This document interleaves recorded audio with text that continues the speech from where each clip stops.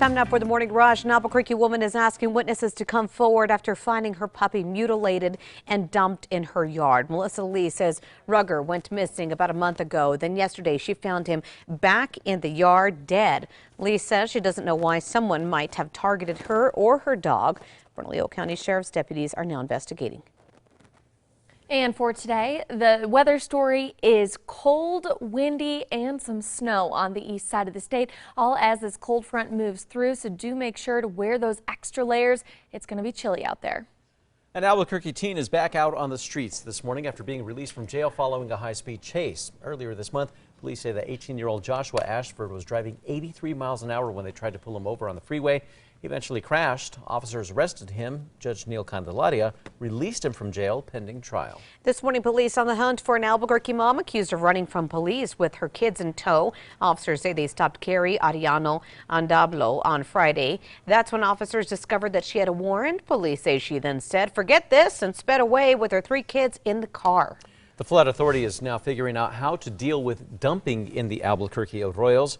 The department says it's been an issue for years. Now, officials point to an increase in the homeless population, but they also say that the contractor that was supposed to maintain the area filed for bankruptcy. They're now looking for a new company to finish the project. Bernalillo County hopes that voters will fund the new Mesa del Sol sports complex. According to the Journal, the county asked state lawmakers for almost $5 million during the last legislative session. They only got 1.2 rather.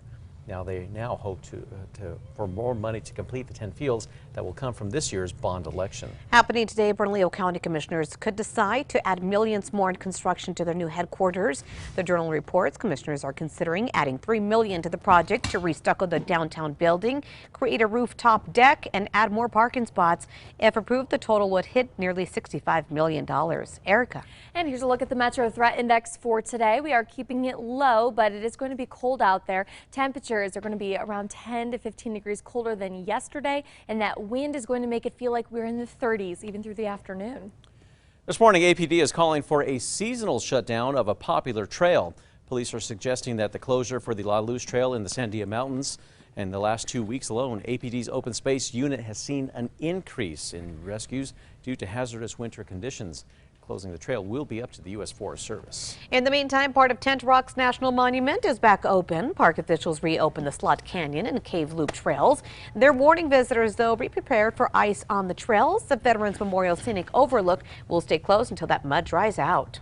APS will hold a meeting tomorrow, making sure that principals know what to do if immigration officials show up. School officials say that ICE agents are not allowed on campus to arrest or detain students as well as family members. The district says that it's working with immigration advocates on educating parents on their rights. All right, get ready for a new entertainment hub. Revel near Top Golf is set to open any day now, bringing new jobs. Phase 1 of Revel, located near I-25 in Montano, includes multiple restaurants and bars. Construction for Phase 2 set to begin soon. That portion includes a concert hall. Revel's now hiring. It's set to open March 6th. Happening today, Uber is offering to get you home for Fat Tuesday at a discounted rate. Bernalillo County and NMDOT have partnered up with Uber, saving you the first $10 off your trip to keep you from drinking and driving.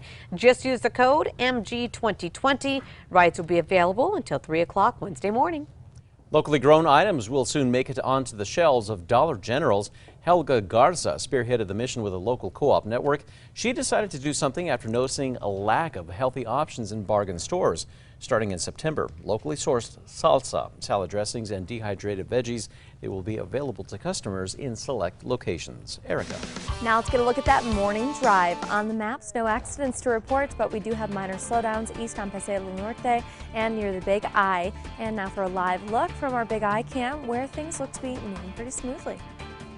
A New Mexico man is vying for a chance to compete in the Olympics. The New Mexican reports in just a few days, Santa Fe Prep graduate Ben Fletcher, he will head to Atlanta for the Olympic marathon trials.